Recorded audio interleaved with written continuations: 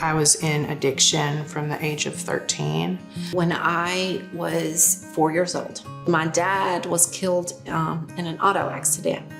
My mother had some mental health issues and some substance use issues. Typically, I think women are drawn to addiction. One is because we stuff our feelings, we stuff our emotions. Especially moms who are supposed to, have these families and be taking care of these families and be like that anchor in the families. Women are kind of just forced into that role of dealing with the addiction along with trying to deal with life. So we take on the pressures of the world. And so you put addiction on top of that, you just got the weight of the world. And I think if people really knew about addiction, they will understand our women and what they go through. And people think that, they can just get off.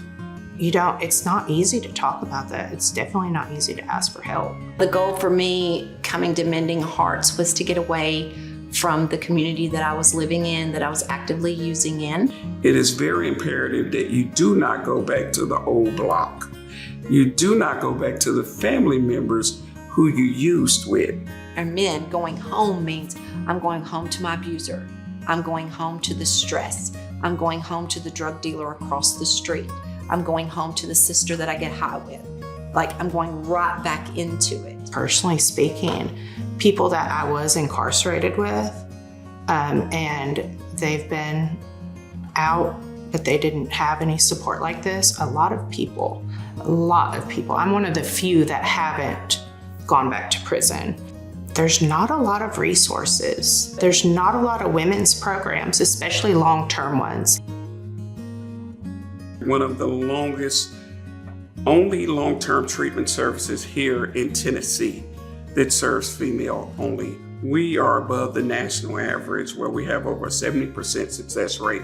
So what Mending Hearts is able to do is they're able to go through all levels of care and still live on campus in supportive housing with case management in a peer support community for a longer period of time so that they can not only be educated on those skills, but they actually have case managers and staff around them watching them apply those skills. We have a very open campus, and I think not a lot of treatment centers has that. It's more inpatient, and we allow our clients to feel free.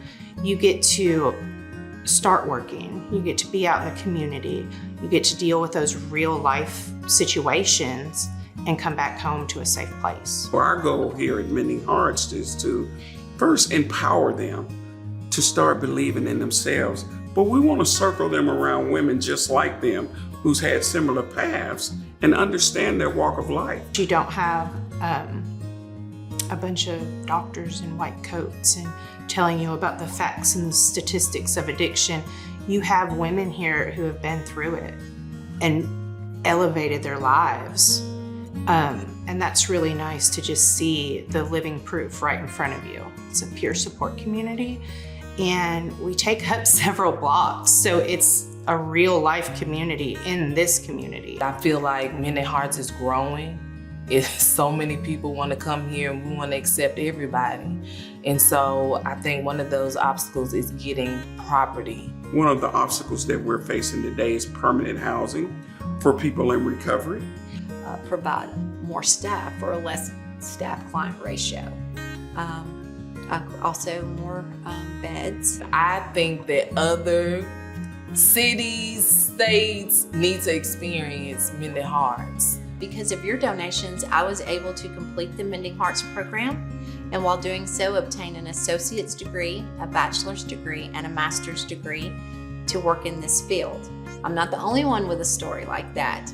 And because of your generous donations, we can have other women who have a story similar to mine that meets their goals. I could not be where I'm at today without you. I believe that no one gets through this earth without the help of others.